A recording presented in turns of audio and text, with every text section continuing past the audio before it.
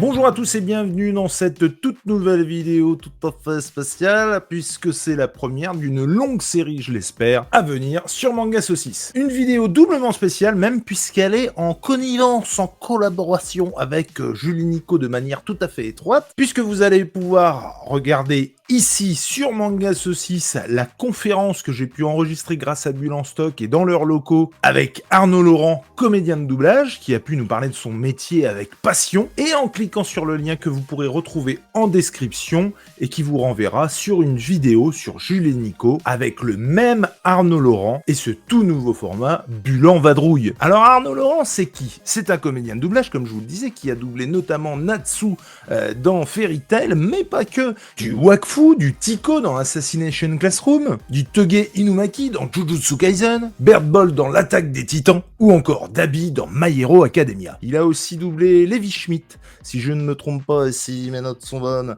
dans Grey's Anatomy. Il a aussi fait quelques jeux vidéo, du DC Comics, sur la série Teen Titan Go, Lego DC Comics Super Héros, les fameux films d'animation court-métrage Lego, des voix secondaires dans des films comme American Sniper ou Maléfique, Black Adam même. C'est vous dire, chut, Black Adam c'était pas terrible. Son doublage, lui, par contre, il a aussi doublé Leo Fitz dans Les Agents Marvel of S.H.I.E.L.D., du Heroes Reborn, du NCIS, du Pretty Little Liars, du True Blood, du Arrested Development, bref, le gars a roulé sa bosse. Je vous souhaite donc un bon visionnage, je vous fais de gros bisous et à la prochaine, et encore merci à Bulle en Stock. Allez, bisous, ciao. Bonjour à tous, merci d'être venus aujourd'hui rencontrer Arnaud. On va commencer par, je pense, la question la plus difficile. Ouais. Comment vas-tu? Bah, écoutez, ça va bien. Je me suis levé un peu tôt ce matin. C'est toujours un peu dur le samedi, mais ça va. Tout va bien. Je suis en pleine forme. C'est cool. Moi, je voulais savoir comment tu as commencé le métier de comédien. Alors, comédien ou comédien de doublage? Comédien et après comédien de doublage. Ok, si tu veux bien. comédien. C'est venu très tard. En ce qui me concerne, c'est venu un peu sur un déclic quand j'étais déjà à la fac. J'avais eu des trucs avant, j'ai toujours aimé faire l'intéressant, j'ai toujours aimé faire l'idiot, des trucs comme ça, mais je ne me posais pas plus la question. Et puis en fait, il y a eu un premier déclic, tout petit déclic, c'était au lycée où il y avait un cours d'anglais et il fallait présenter une scène. Donc on avait écrit une scène avec un pote et donc on a présenté cette scène en anglais, une scène rigolote. Et c'est là où j'ai eu ma meilleure note en anglais, j'ai eu 18, c'était la première fois. Et à la fin, j'ai un ami qui est venu me voir, dont je ne me souviens plus du prénom et c'est très dommage, et qui m'a dit « tu devrais penser à faire du théâtre ». Ça a été l'espèce de premier truc où je me suis dit, j'y avais jamais pensé avant, je m'étais jamais posé la question, et il y a eu un espèce de truc. Du coup, cette personne, c'est un peu grâce à elle en partie que je suis là, donc il faudrait que je la retrouve un jour. Mais voilà, et donc ça a commencé un petit peu. Alors quand j'étais au lycée, du coup, je suis allé voir ce que présentaient les autres au théâtre, et j'avoue que je trouvais pas ça foufou. Mes autres camarades, c'est pas très sympa de dire ça, mais bon, voilà. Et après, c'est resté un peu en tête, mais sans plus. Et c'est vraiment une fois à la fac, au tout début de la fac, où je regardais un épisode. Alors c'est une vieille série, je ne sais pas s'il y en a qui se souviennent, qui s'appelle Ali McBeal, qui était, voilà, merci, la génération finalement. Ouais, je sais, ouais. Désolé pour les autres. Qui est vraiment pour ceux qui s'intéressent un peu à des séries un peu plus vieilles, et vieux encore, ça va, c'était il y a 20 ans, c'est les années 2000, c'est pas non plus super vieux, faut arrêter. C'est une série qui est vraiment très très belle, assez incroyable, très drôle et très émouvante. Et j'ai vraiment pleuré en regardant un des épisodes. Et c'est là où le déclic s'est fait. Et à la fin de cet épisode, je suis allé voir ma mère. À l'époque, j'habitais encore avec ma mère. Et je lui ai dit, j'aimerais moi aussi transmettre ces émotions. J'aimerais être comédien. Et donc, la première chose qu'elle m'a dit, c'est, bah écoute, tu vas, 2 secondes. Tu vas d'abord commencer par prendre des cours de théâtre ou voir un peu si ça te plaît vraiment, si c'est vraiment ce que tu aimes. Et parce qu'à l'époque, j'étais déjà à la fac. J'étais dans une fac de bio. Et donc, j'ai commencé à prendre des cours d'impro à la fac, à la faculté d'improvisation de Toulouse. Donc, à la faculté Paul Sabatier, il y avait une ligue d'improvisation qui s'appelait la Ludi. Et je me suis très vite rendu compte qu'effectivement, j'adorais ça. J'adorais jouer la comédie. Alors, l'impro, c'est pas complètement... On joue la comédie, mais on n'interprète pas forcément, on n'incarne pas forcément un personnage. Mais en tout cas, se lancer sur scène... à partir du moment où j'ai commencé aussi à jouer sur scène avec un public en face, et quand tu sens que les gens commencent à aimer ce que tu fais, qu'ils t'applaudissent, qu'ils sont à fond, c'est vrai que ça crée quelque chose. Et je me suis dit, ok, j'ai l'impression que c'est là où je veux être. Et donc parallèlement, j'ai continué mes études. Au départ, je devais aller jusqu'au DESS. À l'époque, donc pour ceux qui ne connaissent pas, c'était Bac+5. Et puis au fur et à mesure du temps, je me rendais compte que j'en avais marre et que je voulais vraiment me lancer dans la comédie. Donc j'ai réussi à négocier avec mes parents de m'arrêter à la licence, donc Bac+3. Parce qu'ils avaient une raison, ils me disaient que si par hasard ça ne marchait pas, parce que, on va pas se mentir, c'est un métier compliqué, il y a des chances que ça ne marche pas, qu'au moins tu aies un bagage. C'est bête, mais Bac+3, tu as plus de chances d'avoir du boulot que quelqu'un qui a juste le bac. Même si c'est pas du tout dans le même registre. Voilà, c'est comme ça qu'est fait le truc. Donc j'ai réussi, j'ai eu ma licence. Dès que j'ai eu fini ma licence, j'ai suivi une formation de théâtre. À l'époque, j'étais à Toulouse. Ce qu'on appelle une formation théâtrale semi-professionnelle, c'est-à-dire qu'on avait 9 heures de cours par semaine, ce qui n'est pas énorme non plus. On était une quinzaine. Et voilà, j'ai suivi ça pendant 1 an. J'ai vraiment beaucoup aimé. J'ai découvert plein de choses. J'ai découvert des auteurs de théâtre que je ne connaissais pas avant, ou que je connaissais parce qu'on les lisait. Mais quand on les lit au lycée, je trouve que la façon d'aborder le théâtre au lycée, on nous fait décortiquer les textes, et pas forcément, on n'aime pas forcément ça. Mais par contre, dès qu'on commence à les aborder dans l'optique de les jouer, de découvrir les personnages, de les mettre en scène, là c'est vraiment autre chose, et je suis tombé amoureux de plein d'auteurs. Et voilà, donc j'ai fait 1 an comme ça. À la suite de cette année, j'ai fait une autre formation un peu plus professionnelle, toujours à Toulouse, puisque c'était 15 heures de cours par semaine. Là aussi, pareil, je me suis beaucoup amusé. À la fin de l'année, à chaque fois, il y avait des présentations où je me suis rendu compte que j'aimais vraiment ça, d'être sur scène et de présenter. Parallèlement, je continuais l'impro. J'ai fait 5 ans d'improvisation à la Ludie Toulouse. Et on écrivait aussi des sketchs avec des potes. Enfin bref, tout ce qui était la scène, je continuais. Et en 2005, donc il y a 20 ans maintenant, j'ai réalisé ça hier, je suis allé à un salon du cinéma, c'était rare à l'époque, et où pour la première fois, ils avaient réuni une quinzaine de comédiens de doublage, mais toutes les voix du moment. La voix de Matt Damon, la voix de Bruce Willis, la voix de donc Patrick Poivet, la voix d'Éric Legrand, dont je parle beaucoup souvent dans les interviews, qui est la voix de Vegeta, de Seyard dans Les Chevaliers du Zodiaque. Tous ces gens qui s'étaient tous réunis d'un coup, et on a eu la chance de pouvoir les rencontrer. Et j'ai pas mal accroché. Moi, je me suis accroché à Éric Legrand. Alors aussi, c'est la première fois aussi, ils faisaient des démonstrations de doublage, comme il va y avoir là aujourd'hui, où ils avaient recréé un vrai studio avec des vrais bandes rythmo, et eux, les vrais comédiens de doublage, ils nous faisaient passer et ils nous faisaient pratiquer. Donc à l'époque, c'était même des rythmos sur Buffy ou sur Alias, parce que c'était les séries du moment, donc c'était assez fou. Et ils nous donnaient leurs conseils. Et donc déjà, c'est là où j'ai découvert un peu la bande rythmo, le doublage, et je me suis dit, waouh, c'est vraiment trop cool. Et puis voilà, et donc sous les conseils de Eric, où j'ai réussi à prendre son contact à ce moment-là, j'ai pris son mail. Plus tard dans l'année, quand j'étais encore dans ma formation, je lui ai écrit plusieurs fois en lui disant que j'avais de plus en plus envie de faire du doublage. Et voilà, et donc en fait, là j'avais déjà commencé le théâtre. J'étais pas encore comédien, mais c'était globalement ce que je voulais faire. Et dans ses conseils, il me disait que effectivement, si je voulais faire du doublage, il fallait que je monte à Paris. Donc en 2006, je suis monté à Paris, et là j'ai à la fois fait en sorte de pouvoir faire du doublage, donc ça viendra peut-être avec une autre question après, donc démarcher les studios, et j'ai continué à prendre des cours au conservatoire d'arrondissement, et puis à force de prendre des cours, de rencontrer des gens, de créer des petits spectacles, et puis ainsi de suite. En fait, c'est vraiment comme ça que ça se fait. J'ai fini par être comédien et réussir à en vivre au bout de quelques années quand même. Voilà, ça c'est pour la partie théâtre. Juste, si vous avez des questions, n'hésitez pas. Oui, bien sûr. Surtout à chaque fois. Parce que je parle beaucoup. Si vous me lancez sur ma passion, je vais beaucoup parler. Beaucoup. Je ne suis pas obligée d'être la seule à poser des questions, Voilà. vous pouvez totalement participer. Parce que je pense qu'une question, ça peut suffire pour qu'il fasse l'heure et demie. Oui, complètement.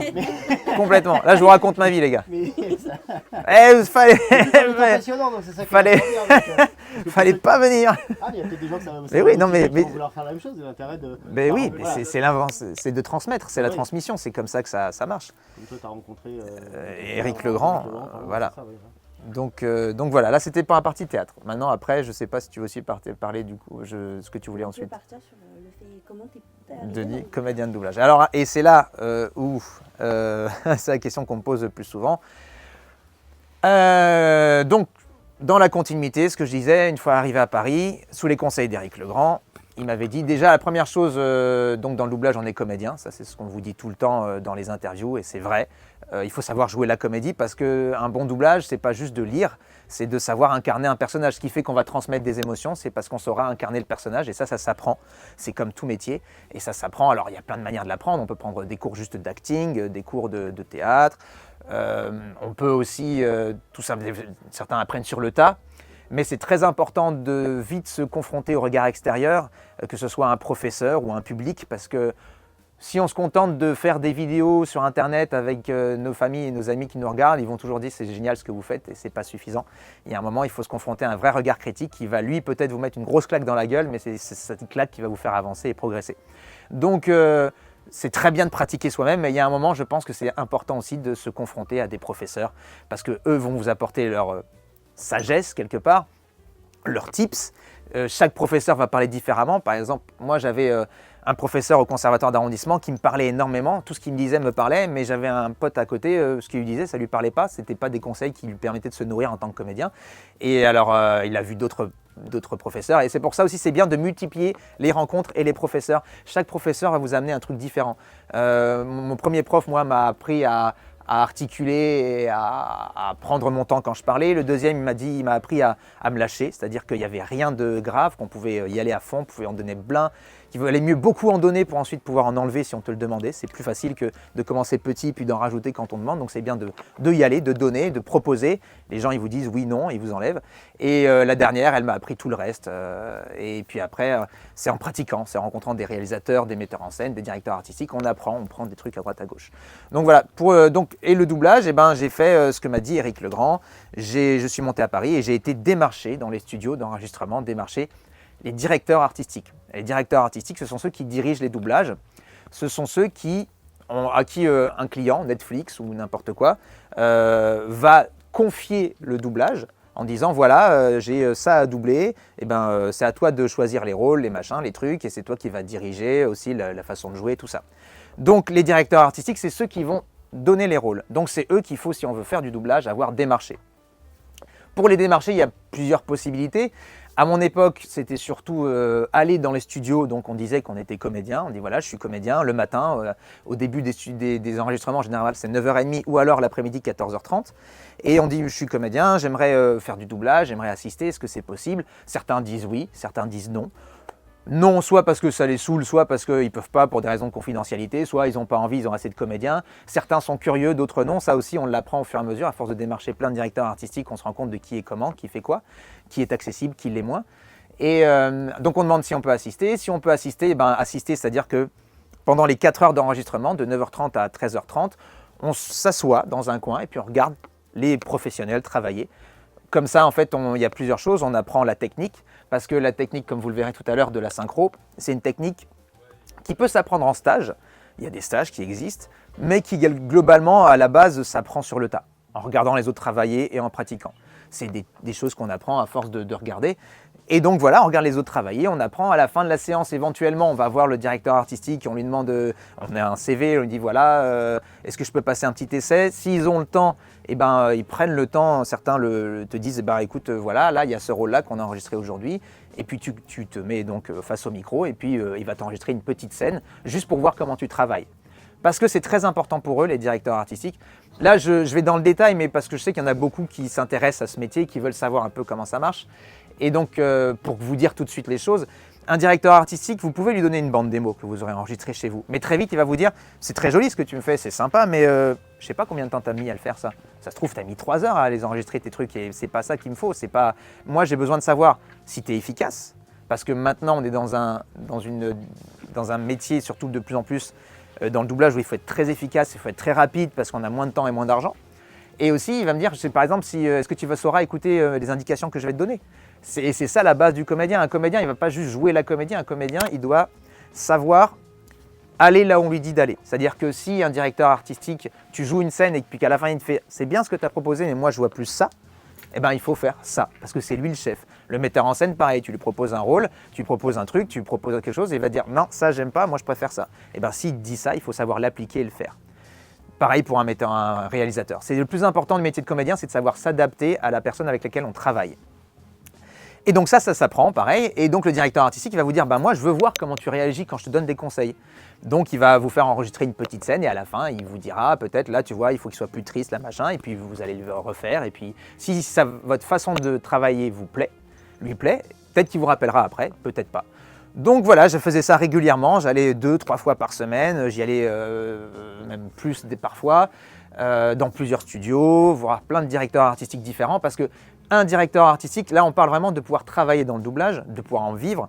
Un directeur artistique, même s'il commence à vous aimer, à vous faire travailler, il vous emploiera, sauf si vous êtes sur un personnage récurrent, une fois tous les 3 mois. Donc un cachet tous les 3 mois, donc ce n'est pas suffisant. Donc c'est pour ça qu'il faut avoir démarché plein de directeurs artistiques pour être demandé, pour avoir plusieurs cachets par mois et pour pouvoir en vivre. C'est pour ça que moi j'ai plein de rôles, et là encore c'est les principaux on va dire, mais parce qu'on double dans... Quand on commence à travailler, si on veut vraiment en vivre, il faut travailler régulièrement, donc on double dans plein de petits trucs, on double pas que des rôles principaux, on double des trucs, des fois le mec il a 2 minutes, parfois 5 minutes, parfois... Voilà, donc j'ai fait ça, j'ai été assisté, j'ai démarché, parfois aussi... Sans passer des essais, il nous rappelle pour ce qu'on appelle des ambiances. T'as une question? Non, vas-y. Ah, ok. J'ai J'ai presque ce qu'on appelle des ambiances, c'est-à-dire que c'est la première étape, c'est par là où on commence. Les ambiances, ça va être le serveur qui passe, un mec dans la rue, des choses comme ça, les brouhahas de fond. Tout ça, c'est pendant une séance, le DA, DA, directeur artistique, va vous appeler et vous serez avec 5-6 autres comédiens et pendant la journée, vous allez faire tous les fonds et toutes les ambiances d'un film, d'une série, d'un animé. Et c'est là où on apprend aussi la technique et c'est là où lui aussi il peut voir comment vous travaillez s'il n'a pas eu le temps de vous faire passer un essai. Et si ça lui plaît, peut-être qu'il vous rappellera pour un peu plus gros, puis un peu plus gros, peut-être après il vous proposera vos noms pour des essais sur des rôles principaux, vous serez peut-être pris ou pas, si vous êtes pris, vous allez faire autre chose. Et voilà, et à force de faire ça pendant des années avec plein de DA, plein de studios différents, j'ai créé un réseau de DA qui me connaissaient, qui savaient comment je marchais et ce que je pouvais faire, et qui savaient quand il y avait un rôle qui me correspondait et qui pouvait m'appeler. Et voilà, et puis ça finit par faire boule de neige, et maintenant, j'ai plus besoin d'aller chercher le travail venait à moi. Et après, par contre, encore une fois, je n'ai pas trop étendu là-dessus, mais c'est un métier où, comme tous les métiers artistiques, on ne sait pas de quoi va être fait le lendemain, c'est-à-dire qu'il y a des moments où on va travailler, des moments où on ne va pas du tout travailler.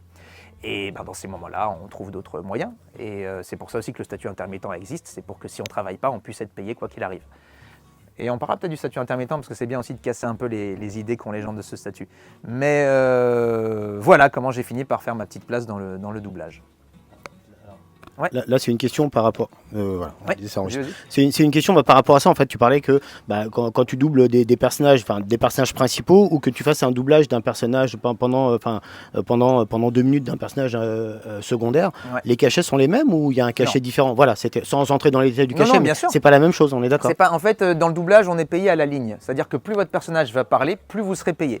Il y a un système de compte, une fois que l'adaptation a été faite, l'adaptation des moindres mots, j'en reparlerai, avec un logiciel, il calcule le nombre de lignes de chaque personnage. Et il y a des forfaits, c'est-à-dire genre de 1 à 8 lignes, on est payé tant, ensuite de 8 à 16 tant, et puis ainsi, et puis après, c'est dégressif au fur et à mesure.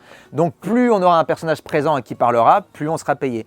Mais aussi, on peut avoir un rôle principal qui est très taciturne et qui ne parle pas, et être moins payé que le commentateur qui a un rôle secondaire et qui, lui, va pas arrêter de déblatérer. Tout est possible. Et après, il y a un autre stade qui est ce qu'on appelle le gré à gré, qui est pour ceux qui ont, quand tu commences à être la voix, on ne peut pas être la voix officielle d'un acteur, mais au bout d'un moment, quand tu finis par le doubler dans une vingtaine de films, tu as des chances de toujours être le même.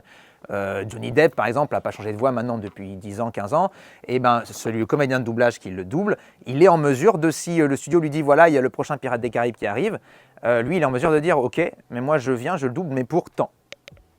Au studio de dire oui ou pas.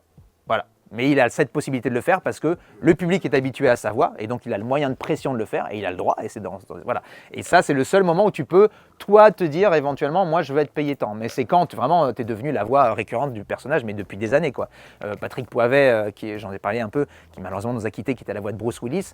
La voix de Bruce Willis, elle a un peu changé au tout début et puis après, depuis 90, ça a été toujours lui, à part 1 ou 2 fois. Mais dans ces moments-là, lui, il était en mesure de dire, voilà, moi je veux être payé tant. Et même si c'était énorme, dans la mesure où il abusait pas trop, en général, les studios lui disaient, ok, il n'y a pas de souci, on va pas changer la voix de Bruce Willis, c'est pas possible. Donc voilà, c'est la dernière partie possible au niveau des sous. Quelqu'un a une question? La question est peut-être bête, mais je vais rebondir sur ce que tu as dit avant. Ouais. Quand tu as dû doubler Inumaki, Oui. ils se sont adaptés au mot par mot ou et même avec ça, ça devait être très peu? Non, tu veux dire au niveau de combien j'ai été payé? Oui, c'est ça. Moi, j'ai pas été beaucoup payé. mais la DA a été super sympa. En fait, ça fait longtemps qu'elle voulait me mettre sur un rôle, Mélanie Anne.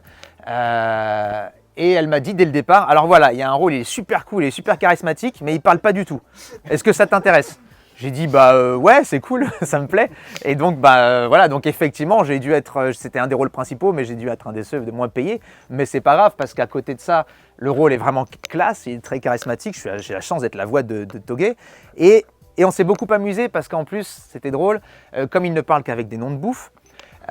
Autant en japonais, il est très neutre chaque fois qu'il dit des phrases, il n'y a pas forcément d'intention. Nous, on s'est amusé à vouloir lui faire dire quelque chose. Donc, on essayait d'imaginer ce qu'il disait en japonais, du genre comment ça va, je suis d'accord, ouais, je viens, tout ça, et d'essayer de le retranscrire en jouant et en disant saumon, ton maillot et tout ça. Et c'est très drôle d'essayer de dire comment tu vas en disant ton maillot, tu vois, par exemple. Et donc, j'ai pas été plus vite que d'autres que d'autres fois parce que je me suis retrouvé à faire 6 fois ton maillot pour être sûr qu'on ait la bonne intention. Donc voilà, c'est drôle et on s'amusait beaucoup. On a beaucoup rigolé avec le rôle de Toge parce qu'on s'est vraiment amusé. Et ça m'a amusé aussi quand après des gens ont partagé les doublages sur TikTok, des VF, et que les gens étaient morts de rire parce que je disais juste moutarde brune et que ça les faisait mourir de rire dans l'intention qu'il y avait. Alors que bon, voilà, j'ai juste voilà. Donc ça veut dire que le truc était réussi. Mais oui, non, j'ai rien gagné avec Toge. C'est pas celui qui m'a fait le plus gagner. Est-ce que quelqu'un d'autre avait une... Ouais. Et du coup, est-ce qu'il y a une grosse différence selon si vous doublez un personnage d'animé ou un acteur-acteur? Ouais, il y a des grosses différences, principalement techniques. Déjà, un personnage d'animé, c'est juste des battements. Donc, du moment qu'on commence la phrase en même temps que lui et qu'on la termine en même temps que lui, on est bien. Les personnages, les acteurs, il va y avoir les mouvements de bouche, il va y avoir les me, les peu, les o, les i, les u. Donc il va falloir, alors ça logiquement ça a été préparé avant parce qu'on appelle l'adaptateur, c'est lui l'auteur qui aura créé la bande rythmo, qui si on la lit bien en place, tout est fait, on a juste à jouer l'intention. Mais voilà, ça fait un détail de technique en plus auquel il faut faire attention. Aussi par exemple, par rapport à la langue, toujours en restant sur les acteurs, je ne parle pas des animés, mais les Coréens. C'est un enfer à doubler. Pourquoi? Parce que très souvent, ils finissent leur phrase, ils font oh, comme ça, tu vois. Il faut garder la bouche ouverte sur un O de 3 secondes. En français, tu peux pas. Ou tu vas avoir compliqué. Donc, il faut trouver un moyen de rentrer là-dedans. Donc, c'est pour ça que, ouais, doubler un acteur est plus compliqué. Aussi, ce qui est de plus difficile, c'est qu'un animé, c'est un dessin à la base. C'est-à-dire que ce soit les Japonais ou nous qui doublons dessus, le but, c'est pas de faire ce qu'ont fait les Japonais. Le but, c'est de faire en sorte que l'image nous paraisse crédible. Le but d'un doublage, c'est simplement que quand on regarde le truc, on se dise ça marche. Qu'il n'y ait rien qui nous dise il y a une voix derrière, il y a un doublage. Il faut juste qu'on soit porté par l'histoire. Quand il y a un doublage avec un animé, du coup les Japonais vont avoir une façon de le jouer, nous on va avoir une autre. On va évidemment s'inspirer de ce que fait le Japonais avant, on écoute toujours ce qu'a fait le Japonais, mais on va plus se fixer à l'image, s'il a la bouche grande ouverte qui crie ou des choses comme ça. Donc, mais c'est juste une image. Donc on est un peu plus libre quelque part. Quand on va doubler un acteur, l'acteur, il a joué avec sa sensibilité avant. C'est une personne. Il a joué d'une certaine manière, il l'a préparé, il l'a répété avec un réalisateur, il a une vision des choses. Et nous, il faut qu'on fasse en fait ce qu'il a fait lui. Là, on ne peut pas se permettre d'être libre. Là, on doit être lui. En fait, on doit être dans sa respiration, dans ses tics verbaux, dans tout ça. Il faut vraiment qu'on remplisse, qu'on soit dans son œil, dans son énergie, dans sa respiration. Il faut qu'on soit lui en fait. Il faut qu'on soit en lui, il faut qu'on l'incarne. Et là, c'est plus difficile parce que c'est un vrai challenge, parce que dans ces moments-là, il faut que tu joues ce qu'il joue, que tu joues les mêmes émotions qu'il a lui, alors que lui, il a eu le temps de les bosser, ces émotions, alors que nous, on va très vite encore une fois, mais je reviendrai dessus. Et tout ça en restant dans la technique, parce que toi, tu découvres le texte, tu dois lire le texte, le machin, donc c'est très très difficile, c'est très technique, mais en même temps, c'est un challenge qui est super intéressant. Parce que justement, quand tu y arrives, quand tu as un vrai bon acteur qui a une scène super émouvante et que tu arrives toi à la remplir et que tu es à la fois dans les respirations et que tu as l'impression que la magie fonctionne, que le doublage fonctionne et que ça marche, là tu te dis ok, c'est trop cool, j'ai réussi. Donc le challenge est plus grand. Donc c'est vraiment ça les grosses différences. Moi j'ai tendance à... J'adore les animés parce que ça permet de se libérer, c'est une vraie énergie, c'est des émotions. Ah oui, il y a ça aussi, c'est que les animés et les dessins animés, ce sont des émotions exacerbées. C'est de la sincérité, mais poussée au paroxysme. Quand on va doubler un acteur, ça va être plus des émotions de la vie de tous les jours. Et c'est plus difficile, parce qu'il faut être plus simple, plus juste, plus dans l'échange de tous les jours. Il faut faire attention s'il parle doucement, s'il parle plus fort, s'il parle à quelqu'un qui est au fond. Il y a plein de choses auxquelles il faut faire gaffe. Et donc, voilà, Mais justement, ce côté challenge, c'est un des trucs que moi je préfère quand je double un acteur par rapport à un animé. Même si je m'éclate évidemment en doublant un animé.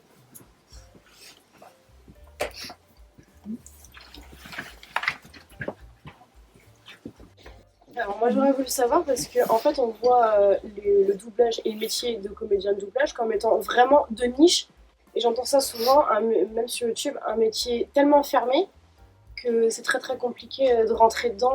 Est-ce que c'est vrai ou pas?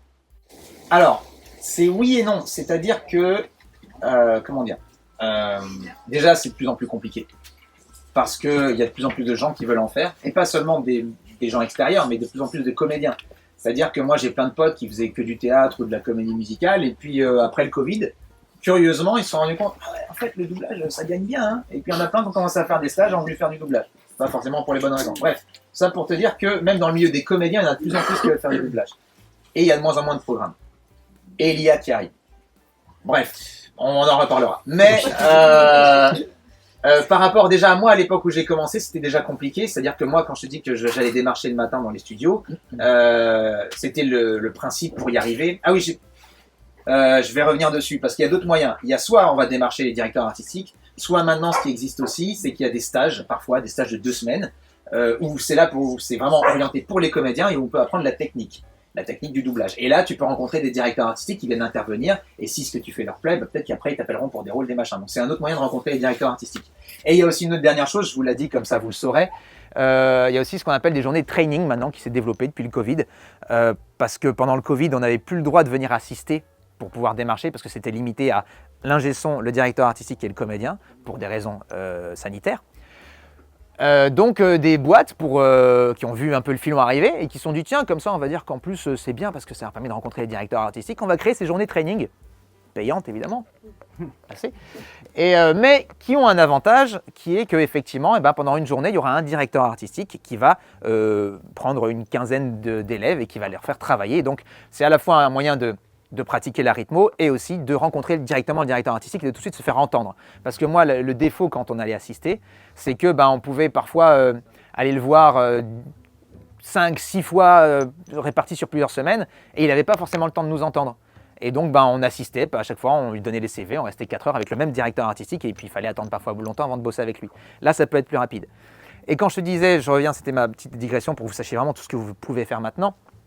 À l'époque, donc je te disais, c'était déjà en 2006, donc c'était il y a quasiment, putain, ça fait 19 ans, c'est fou. Ça fait beaucoup trop longtemps.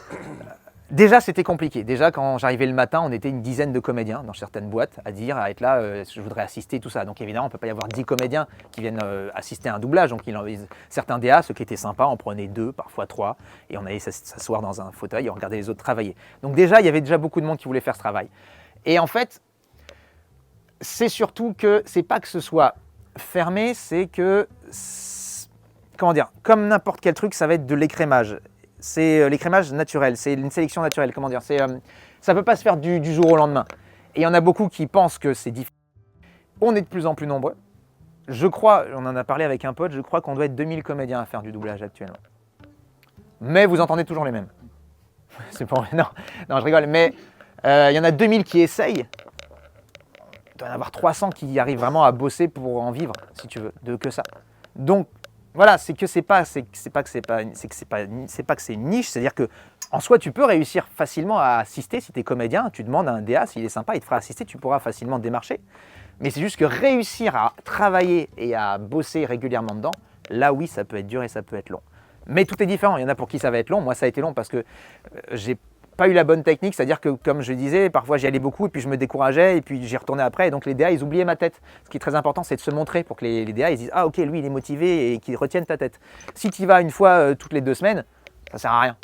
Les mecs ils t'oublient, il y a tout le monde, il y a tellement de gens qu'ils prennent les suivants. Et voilà, donc moi j'ai pas eu la meilleure technique mais j'en ai une amie, elle pendant 6 mois elle y allait à Donf et elle a travaillé très vite. Mais par contre pendant 6 mois, tous les matins elle était en studio quoi. Donc ouais. Après, juste pour rebondir sur ce que tu disais, 2000 et 300 qui en vivent, c'est comme dans la bande dessinée, c'est également comme dans le manga. De toute façon, c'est vrai que tous les mangas qu'on voit, Fairy Tail, tous ceux qui sont là, One Piece, My Hero, c'est des auteurs qui cartonnent et qui cachent c'est l'arbre qui cache la forêt qui est derrière, avec des gens qui galèrent et que tu vois beaucoup dans des animés, dans des mangas comme Bakuman ou des choses comme ça, où tu vois vraiment le processus de création. Et bien sûr, tout le monde n'y arrive pas en fait. C'est ça. Alors après, il y a beaucoup de choses qui entrent en jeu. Il y a la motivation, mais il y a aussi la chance. C'est tout bête, mais alors la chance, elle se crée. Hein. C'est-à-dire que si toi, tu vas pas, pour ça, c'est pas en restant chez toi que tu vas créer la chance. Quelqu'un va t'appeler en faisant, hey, dis donc, j'ai pensé à toi, je te connaissais pas, mais non. Effectivement, il faut avoir démarché les gens. Mais la chance joue. Je sais pas. Moi, j'ai un exemple. C'était ça peut être, par exemple, tu es dans un studio d'enregistrement, tu es dans les couloirs, parce que tu as les couloirs et puis tu as les différents audis où chaque enregistrement, il y a plusieurs doublages par audit. Et tu as un DA qui fait passer un essai sur un film, et puis il sort, et puis il te voit, il t'entend parler, il fait « J'aime bien ta voix, c'est marrant, j'ai un rôle là qui pourrait être pas mal, ça te dirait de venir passer un essai ?» Tu vas passer l'essai, et t'es pris. Et là, la boule de neige peut partir. D'un truc.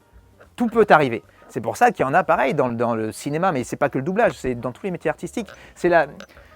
Tu sais pas pourquoi, il y a un moment où parfois les planètes s'alignent, tu as plein de comédiens, d'acteurs qui ont galéré pendant 40 ans, 45 ans, et il y en a qui comme des... Oui, par exemple, ouais, il devait avoir quoi, 35 ans quand il a eu... Il était charpentier sur le tournage, et en fait, juste il a donné la réplique à ceux qui venaient pour auditionner, puis il a fait... Mais en fait, je te prends toi. Voilà. Donc tout est possible. Par contre, c'est sûr qu'il ne faut pas s'attacher en se disant ça va m'arriver ça. Parce que ça arrive une fois. Hein, voilà, je ne saurais même pas dire quoi. Mais, et c'est pour ça que tu as des acteurs qui vont réussir très vite et il y en a d'autres qui vont être connus très tard. Il y a plein d'acteurs qui sont maintenant très connus. Mais mais voilà, Harrison Ford. Il n'y a jamais vraiment de moment où c'est fini. Mais faut la créer la chance. Et tous ces gens-là, ils ont travaillé pendant des années, pas forcément ailleurs. Des fois, certains ont été comédiens pendant des années. Comment il s'appelle? Alexandre Astier. Il a créé Kaamelott, je pense qu'il avait 33, 34. Enfin, ça fait déjà quand même bien. Il vient d'une famille de théâtre. Ça faisait quand même des années qu'il faisait que du théâtre dans des petits trucs. Et il a créé ça et il est devenu ce qu'il est devenu. Il était déjà un génie, mais il était un génie que personne ne connaissait. Il y a plein de génies que personne ne connaît, mais parce qu'ils n'ont pas su se vendre, parce qu'ils n'ont pas eu la chance, et ben on les connaîtra jamais. Et il y en a d'autres par contre qui sont loin d'être des génies, mais parce qu'ils ont su se vendre, parce qu'ils ont su se parler, ils ont eu la tchatch, ils ont eu la chance, et eux ils sont très connus.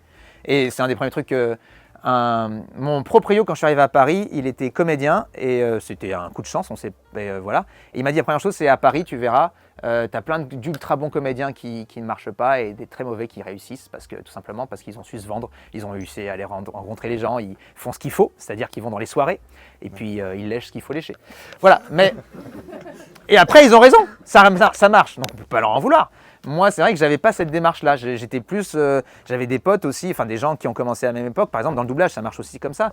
Quand le DA il disait, venez, on va boire un verre. Et ben les mecs ils faisaient, ah ouais, je fais une fête chez moi. Ah ouais. Et ben évidemment, à talent égal, tu vas employer plus le mec avec lequel tu as passé une bonne soirée et tu t'es éclaté, que celui qui est plutôt sympa mais qui vient juste enregistrer son truc et qui se barre, ce qui était un peu mon cas. Non, voilà. Donc. Mais effectivement, et c'est comme tu disais, le fait qu'effectivement, il faut pas qu'on t'oublie quoi. Exactement. Il y a même pas une, enfin, je comprends l'idée de la lèche. Mais il y a aussi cette idée de où je suis là, m'oublie pas, je suis dans le coin, si jamais. Mais c'est exactement ça. C'est pour ça que je disais qu'il fallait y aller régulièrement. C'est-à-dire que moi, des fois, j'y allais plus et donc les gens oubliaient ma tête. Mais ce que tu dis est très vrai et même maintenant. C'est-à-dire que là, il y a une espèce de renouvellement des directeurs artistiques, des trucs et donc je bosse beaucoup moins qu'à une certaine époque. Théoriquement, si je voulais bien faire les choses, il faudrait que je retourne faire ce que je faisais il y a 10 ans pour remontrer ma tête en disant hey les gars, bon, ça fait 15 ans que je double, mais voilà, j'ai un peu plus d'expérience. Mais eux, ils emploient qui? Ceux qui viennent les voir maintenant, les nouveaux. Et qui ont moins d'expérience, mais parce que c'est ceux qui voient. Et donc, ils ont tendance à t'oublier. Donc, c'est un métier où, en fait, si tu commences à partir, et on va très vite t'oublier, et pour revenir après, c'est très compliqué. Et pareil, justement, est-ce que c'est pas compliqué de trouver l'équilibre? C'est-à-dire que, comme tu le disais au début, avec les cachets, machin, j'ai pas beaucoup... Quand il n'y a pas beaucoup de choses à faire, on n'est pas beaucoup payé. Mais justement, j'ai dans l'idée que l'équilibre à trouver peut être aussi plus t'es demandé et plus t'es payé. Puisque on essaie de t'avoir. Et puis, mais de l'autre côté, il ne faut pas non plus être trop présent pour ne pas, j'imagine, saouler les gens, ou qu'on se dise, non, lui, on l'a trop entendu partout, on ne peut pas le reprendre sur ce rôle-là, c'est pas possible, quoi. Ça dépend si tu décroches des rôles emblématiques ou pas. Ok. Par exemple, après je vais venir sur moi, mais il y a un comédien qui s'appelle Emmanuel Curtil, qui est la voix de Jim Carrey. La voix de Matthew Perry, la voix est là dans plein de trucs, il revient de plus en plus. Et dans les années 90, il était sur toutes les séries. Quand vous regardiez une série, il y avait sa voix. Tu entendais sa voix partout, dans les pubs, dans les machins. Dans les années 2000, du coup, il y a plein de clients qui ne voulaient plus le faire parce qu'ils disaient on connaît trop sa voix, on le veut plus sur les rôles. Donc à part les comédiens qu'il doublait habituellement, il n'avait pas de nouveaux comédiens. Et il a galéré. Et puis là, depuis quelques années, il est revenu un peu plus parce que quelque part, sa voix a été un peu plus oubliée et maintenant il revient et il cartonne. Et c'est un comédien d'un talent immense qui fait partie de mes inspirations, des gens que j'adore. Mais voilà, mais il a galéré. Pourquoi ? Parce qu'il a été tellement emblématique à un moment au niveau des voix qu'à un moment, les gens, ils ont fait, les clients surtout, ont fait ah ben, on ne veut plus entendre sa voix. Alors que nous, on était toujours. Et moi. Mais c'est très rare que ça arrive, il faut vraiment que tu bosses vraiment ou que tu sois sur des rôles très très importants. Lui, il était sur tous les rôles importants de toutes les séries. Mais tu as plein de personnes actuellement, de comédiens, qui bossent énormément, mais qui ont des rôles moins importants ou tout simplement aussi, il y a un truc, c'est que maintenant, il y a une espèce des clients, une volonté d'aller vers des voix plus neutres. Ils aiment beaucoup les voix, si tu fais gaffe, maintenant, si tu compares les versions françaises des années 80-90 à celles d'aujourd'hui, dans les années 80-90, toutes les voix étaient différentes, tu pouvais reconnaître tous les comédiens. Aujourd'hui, il y a une espèce d'uniformité où tu as envie que tous les comédiens aient la même voix et tu as l'impression d'ailleurs quand tu écoutes, tu te dis mais ils ont tous la même voix. Et on va moins vers l'envie de chercher de l'originalité, on va plus vers de l'uniformisation. Et donc c'est plus facile de beaucoup bosser. Donc maintenant tu peux très bien beaucoup bosser avec plein de choses et pas saouler les gens. Mais par contre ce que tu as dit est vrai, et là j'en viens à moi, par exemple quand j'ai eu Natsu, j'étais très content, j'ai eu Natsu et pendant des années j'ai doublé, mais parce que j'ai eu Natsu, j'ai raté plein d'essais derrière. Alors les essais, en gros, c'est le client va demander au directeur artistique, voilà, j'ai 5 rôles principaux, propose-moi des comédiens sur chaque rôle. On passe un petit essai, un petit enregistrement d'1 minute, et puis on l'envoie au client, et c'est le client va choisir quel comédien il préfère sur chaque rôle. Et ben moi, j'ai passé des essais sur RN, je les ai pas eus. J'ai passé des essais sur Deku, sur My Hero Academia, je les ai pas eus. J'ai passé des essais sur Genos, dans One Punch Man, je les ai pas eus. Des essais sur Sora, dans Food Wars, je les ai pas eus. Pourquoi ? Parce qu'à l'époque, c'était la même personne qui distribuait, c'était Kaze, alors je lui en veux pas, c'était sa façon d'être. Et il me disait, bah non, en fait, on entend trop Natsu. Bah ouais, mec, écoute, c'est un héros de shonen, il gueule, j'ai pas 2000 façons de gueuler, oui, ça ressemble à Natsu. Mais voilà, et lui, il bloquait là-dessus. Et curieusement, pour tous ces rôles-là, il a pris le même comédien. Mais à chaque fois, c'était le même. Alors voilà, bref, et j'en veux pas non plus à ce comédien-là, il a eu la chance. Non, mais c'est parce qu'il avait disons qu'il n'avait pas eu. Natsu était tellement. Natsu était un rôle qui avait été très important, qui fait que pour lui, c'était pas possible d'entendre la voix de Natsu sur d'autres personnages. Alors que l'autre comédien qui l'a pris avait une voix un peu plus neutre et un peu plus passe-partout, moins reconnaissable. Et donc, le fait qu'il soit sur tous les rôles, ça le dérangeait moins. Donc voilà, donc effectivement, avoir parfois certains rôles peuvent être aussi un peu une malédiction. Mais tu vois, au final, j'en suis pas. Parce que les DA, souvent, si tu passes un essai et que tu n'es pas pris, ils vont être sympas, ils vont dire ok, tu n'as pas eu le rôle principal, mais les rôles suivants, c'est moi qui les donne. Je peux te confier des rôles. Et c'est pour ça que sur l'Attaque des Titans, j'ai finalement eu Bertolt, avec lequel je me suis beaucoup amusé. Sur My Hero Academia, j'ai eu 3 rôles, dont Dabi, qui est quand même un rôle de ouf. Donc je regrette pas. Food Wars, j'ai eu la chance d'avoir Takumi Aldini, mais ça. Donc. Quelque part, j'ai pas eu les rôles principaux, mais j'ai eu d'autres rôles sympas. Donc voilà, je vais pas me plaindre non plus. Et du coup, depuis tout à l'heure, on parle beaucoup de tout ce qui est doublage anime, série, film. Et au niveau des jeux vidéo, est-ce que c'est la même technique? Et je vois que vous en avez pas fait, ou en tout cas, c'est pas affiché. Alors, c'est pas affiché parce que j'en ai fait beaucoup. Mais alors, j'ai fait beaucoup de multijoueurs, surtout dans les années 2010. Donc, il y a plein de trucs. C'est quoi l'autre fois, on m'a reconnu dessus, Battlefront, je crois, 2 ou un truc comme ça. Si vous faites du multijoueur, vous allez m'entendre dans le fond faire un truc comme ça. Grenade. Alors le jeu vidéo, c'est une autre technique effectivement. Le jeu vidéo, il va pas y avoir la bande rythmo qu'on va voir tout à l'heure. Maintenant, pour certains rôles importants, parfois pour des gros trucs, ils vont faire une bande rythmo, mais c'est très rare. En fait, on fait fichier sonore par fichier son par fichier son. En gros, on fait phrase par phrase, on écoute une phrase, on a l'onde sonore qui est sur l'écran, on a le texte, et on va, après on écoute une fois, et on refait derrière en français avec le texte, et il faut que ça tombe pile dans le même temps que l'onde sonore. C'est-à-dire que si ça fait 2 secondes, il faut qu'on ait 2 secondes de la même chose avec le même texte en français. Et donc on fait ça, on fait fichier par fichier par fichier par fichier, comme ça les fichiers après eux, ils vont être rajoutés dans le jeu vidéo, c'est plus facile. Donc c'est vraiment une autre technique, ça demande beaucoup plus d'oreilles, plus d'imagination parce qu'on n'a pas l'image avec nous. Donc si à un moment ils vont te dire voilà ton perso il ressemble à ça, alors tu as une espèce de vieux perso en pixels, tu sais pas à quoi il ressemble, tu fais ah ouais super, il est blond, ok cool. non, donc évidemment il faut que tu te fixes sur ce qu'a fait le mec en version originale. et tu refais derrière. Donc c'est vraiment différent. Et les jeux vidéo, ben, j'en ai pas mis là parce que j'ai pas eu des gros rôles. J'ai eu des rôles un peu secondaires, puisque maintenant, souvent, dans les grands jeux, genre les Assassin's Creed, tu as plein de quêtes secondaires. Donc dans Valhalla, par exemple, j'ai fait un des rôles secondaires à un moment où il est dans une des quêtes. J'ai fait quoi dans Avatar, le jeu Avatar, là récemment. Dans le Indiana Jones aussi, j'ai fait un personnage aussi. Mais si je les mettais là, au bout d'un moment, si je mets les mecs pour lesquels je suis... Enfin, il n'y aurait plus de place. Donc j'ai préféré... mais ouais, mais j'ai fait beaucoup de multijoueurs. Et les multijoueurs, c'est très intense parce que pendant 2 heures, tu vas vraiment crier. C'est-à-dire que tu vas faire phrase par phrase, tu vas faire à terre, grenade, machin, et tu cries, il a électrocuté, comme ça, tu fais, tu cries, parce que tu fais les réactions aussi, tu vois. Voilà, pendant 2 heures, donc ta voix, elle a intérêt à s'accrocher. Donc, mais c'est une très bonne expérience, mais c'est pour ça que je pense qu'il y a plein de multijoueurs où vous pouvez m'entendre sans savoir que c'est moi. Et des fois, il y a des gens qui m'écrivent, ah, je t'ai reconnu là-dessus, je fais, ah ouais, c'est cool. Enfin, je suis content, mais c'est vrai que je ne vais pas le mettre là. J'ai calculé en fait, je crois que j'ai dû doubler 600 rôles à peu près, au total, en comptant du plus petit au plus grand, en comptant du mec qui se fait interroger dans NCIS à Levi Schmidt. Voilà, donc je ne pourrais pas tous les mettre. Ça n'aurait aucun intérêt en plus, parce qu'il y en a certains, ils ne servent à rien.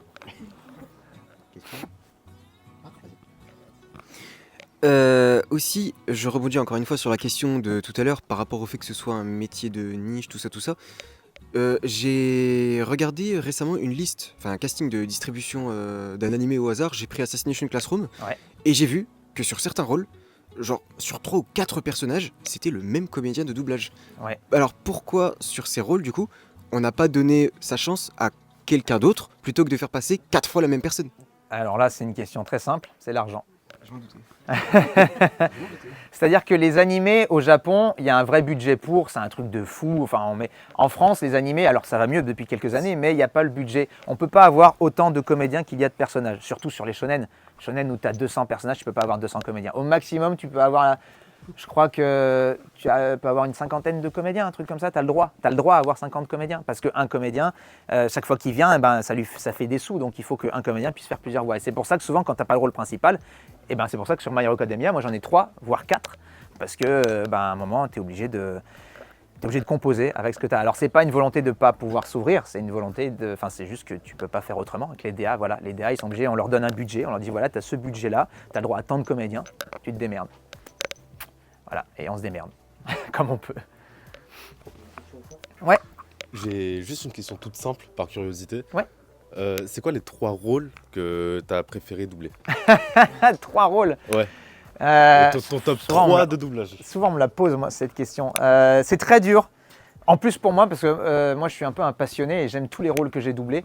Alors, certains sont plus intéressants que d'autres, mais globalement, il y a toujours moyen de s'amuser. Même un gars qui passe dans un vendeur dans un téléfilm de Noël qui est là 3 minutes, tu as de quoi t'amuser avec s'il est un peu exubérant, donc tu as toujours de quoi t'amuser.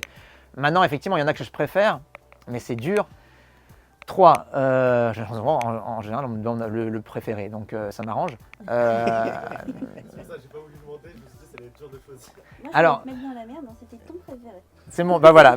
Alors, pas forcément. Alors, je me suis éclaté évidemment avec ce rôle-là, c'est évidemment Natsu, parce que j'en parle souvent. Ça a été mon premier gros rôle, première fois qu'on m'a fait confiance sur un truc très important, et c'est moi. C'est-à-dire que je n'ai aucun effort à faire. C'est-à-dire que je vais jouer ce qu'il y a à jouer, je vais jouer ses intentions, je vais jouer la comédie, je vais crier quand il y a besoin de crier, je vais pleurer s'il y a besoin, mais je n'aurai pas à composer le personnage. C'est-à-dire que je joue et c'est moi. La magie est là, j'ai pas d'effort à faire, donc c'est super agréable. T'as pas à te concentrer à essayer de composer, à dire ah là il est un peu différent, non. Moi j'appelle ça des rencontres dans le métier. Tu as des comédiens, des personnages où tu as été très très bien distribué par le directeur artistique, ça correspond parfaitement et tu n'as aucun effort à faire, juste à jouer. Et ça c'est un plaisir. Donc Natsu, pour ça, elle fait plaisir. Aussi parce que je l'ai doublé, c'est celui que j'ai doublé depuis pendant plus longtemps. J'ai doublé pendant 9 ans, je crois. Et que c'est grâce à lui que je suis ici aujourd'hui. Je ne vais pas mentir, j'aurais pas eu Natsu, j'aurais pas eu l'impact. La plupart des gens qui viennent me voir, c'est pour Natsu principalement. Après, parce qu'ils s'intéressaient à Natsu, ils ont découvert que je doublais autre chose, ils ont découvert mes autres rôles et ils sont intéressés. Mais sans Natsu, je ne serais pas là. Donc, il a globalement changé ma vie. Donc ouais, Natsu sera toujours mon préféré. Maintenant, dans les suivants, il y en a un dont je parle beaucoup. Là, pour l'instant, c'est dans une série, c'est Léo Fitz. dans les Agents du Shield, Marvel les Agents du Shield. Pourquoi? Parce que, comme je le disais, quand on double un acteur, si l'acteur est bon à l'origine, c'est génial à doubler. Parce que déjà, tu as plein de trucs à jouer, tu as des émotions à jouer, et puis c'est des challenges à chaque fois. Et lui, c'est un acteur incroyable. Il n'a pas été assez mis en valeur. Alors, dans les Agents du Shield, ils l'ont bien mis en valeur, c'est-à-dire qu'au départ, il commence un peu gentil, et puis après, au fur et à mesure des saisons, je vous conseille de la regarder un jour, cette série. Elle commence doucement, mais ils ont vraiment pris une bonne direction après. Et il y a des trucs vraiment très chouettes. Et ils lui ont tout fait jouer. À un moment, il n'avait pas eu d'oxygène dans la tête, donc il devait bégayer, donc il avait du mal à parler. Donc pour un comédien, c'est génial à jouer. Après, il a dû jouer un nazi. Il a joué, non, c'est des conneries, mais un mec vraiment horrible. Puis à un moment, il joue un schizophrène qui fait les deux rôles en même temps. Tu vois, en fait, c'est des. Je parle de nazi parce que tout simplement. La plupart des comédiens vont le dire, dès qu'on joue un mec un peu déviant, psychopathe, taré, on adore ça. C'est ce qu'on préfère jouer. Globalement, c'est ce qu'on va faire. Un héros, c'est sympa, mais c'est plat. À part Natsu, très souvent, c'est plat. Un psychopathe, c'est le kiff. Je sais pas pourquoi, mais on adore tous ça. Est-ce que c'est parce que dans la vie, on n'a pas la chance de pouvoir tuer les gens si facilement? J'en sais rien. Mais, alors c'est plus difficile d'imaginer comment réagirait un psychopathe, mais c'est vrai que c'est cool. Et donc, voilà, et quand lui, il doit jouer un schizophrène et qu'il joue dans la même scène, il va jouer deux rôles différents avec deux... C'est génial. Et comme l'acteur est exceptionnel, c'est vraiment un très très bon acteur, moi derrière, c'était un kiff pur. Mais par contre, à chaque fois, c'était un challenge, je faisais putain, l'enfoiré, c'est trop bien ce qu'il fait. Comment je vais... Enfin, il faut que j'arrive à faire ça. Alors, je pourrais pas faire aussi bien, mais j'essaierai de le mettre le mieux possible en avant. Et c'est vrai que ça, lui, donc Léo Fitz en deuxième. Et en troisième...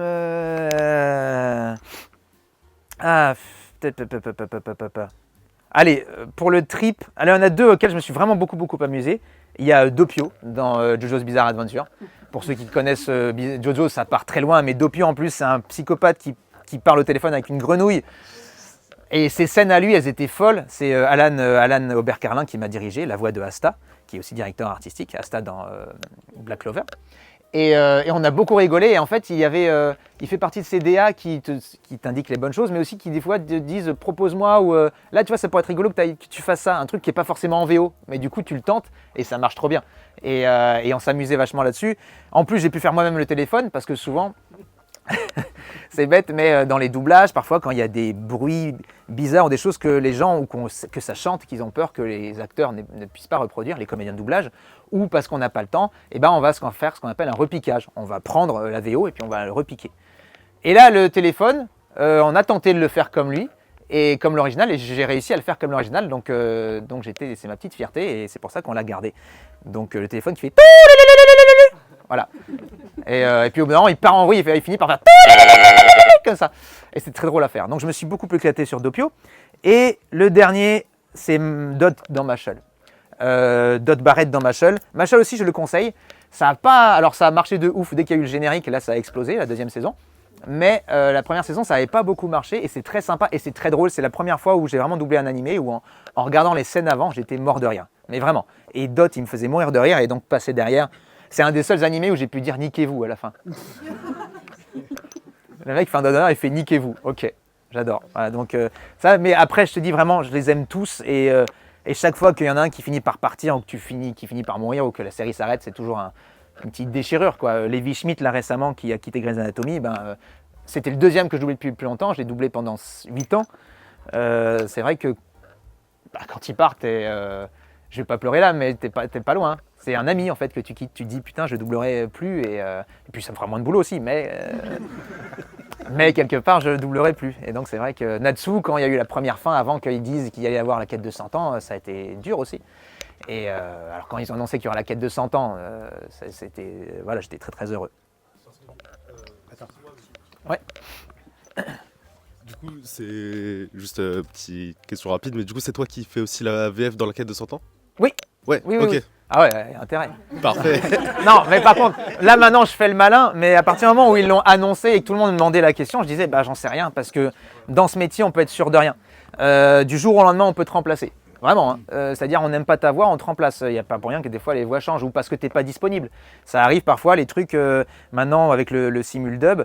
Ce que j'appelle simuldub, c'est qu'on va enregistrer la VF environ 2 semaines après la sortie en VO, même enfin 1 semaine après. Donc il faut être là un jour près. Si tu n'es pas là ce jour-là, et ben il y en a, ils vont te dire on va prendre quelqu'un d'autre à ta place, ça peut arriver. Ou si ça avait été enregistré en Belgique, parce qu'en Belgique, le doublage est moins cher. Là-bas, ils ne sont pas payés à la ligne, ils sont payés à ce qu'ils appellent des forfaits. C'est-à-dire que tu peux parler tant que tu veux une journée, tu seras payé la même chose. Donc c'est moins cher. Donc c'est pour ça qu'il y a plein de doublages comme Naruto, comme One Piece, comme d'autres qui ont été faits en Belgique parce que c'était moins cher. Et donc si ça était parti en Belgique, moi ils m'auraient sûrement pas gardé parce qu'ils n'allaient pas me faire payer le déplacement juste pour enregistrer là-dessous. Donc tout était possible pour que je sois remplacé, même si vu comment l'impact de la VF que la VF avait eu, je pense que ça aurait été une grosse connerie de leur part de changer le cast. Mais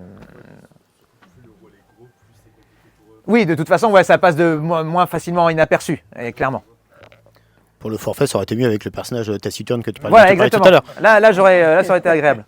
Mais il m'aurait fait faire plein d'autres choses dans la même journée.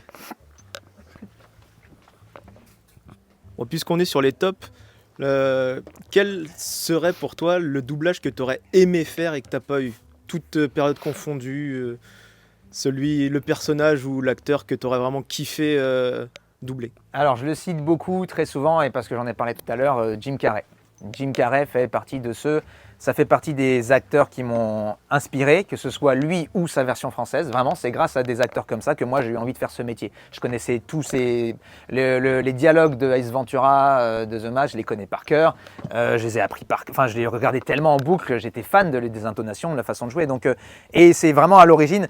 Tout à l'heure, je disais que chaque professeur, si un jour vous faites du théâtre, chaque professeur va vous donner des choses, mais aussi ce qui va beaucoup vous inspirer, c'est ceux qui sont passés avant vous. Et je sais que moi, il y a plein de comédiens qui sont passés avant moi, où malgré moi, je m'en inspire dans ma façon de jouer. Je sais, Thierry Vermut, par exemple, je ne sais pas si vous voyez, c'est un comédien de doublage qui a doublé notamment Dawson, qui était une série aussi très présente dans les années 2000. Et je sais que malgré moi, parfois, quand je double certains personnages, j'ai l'impression de voir un peu la façon dont doublait Thierry. Parce que je l'avais tellement entendu et que j'aimais tellement ce qu'il avait fait que malgré moi, je m'en suis inspiré. Il y a un acteur que j'adore, c'est Thierry Lhermitte aussi, un acteur français. Et je sais que je suis très inspiré de lui. Ace Ventura, Jim Carrey, dans ma façon de jouer, corporelle, de bouger, je sais que je suis aussi très inspiré par Jim Carrey. Donc voilà, Jim Carrey, je pense en plus que j'aurais pu faire un bon boulot. Parce que c'est mon énergie, pareil, c'est l'énergie complètement folle. Même si, effectivement, Emmanuel Curtil est exceptionnel et que...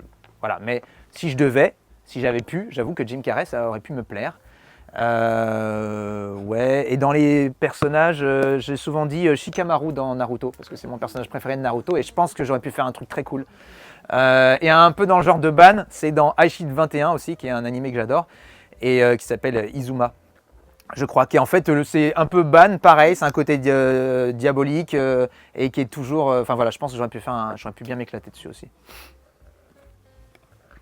Ichigo, j'aurais bien kiffé Ichigo aussi. Ichigo, combien de temps ça prend entre le moment où vous enregistrez au studio et la sortie de l'épisode ou du film Alors là, c'est très variable. Si on part sur ce que je disais tout à l'heure, maintenant, ce qui existe beaucoup, le simuldub avec Crunchyroll, des choses comme ça, on enregistre, c'est diffusé une semaine après l'enregistrement. Mais on fait épisode par épisode, un épisode par un épisode. Donc voilà, en gros, en une semaine, en fait, après avoir enregistré, il faut qu'il y ait le temps qu'il y ait le mixage. Et puis, il faut que tous les rôles soient enregistrés, évidemment. Et qu'après, ça va être En fait, très souvent, ce qui va décider plus le temps avant la diffusion, ce sont les diffuseurs.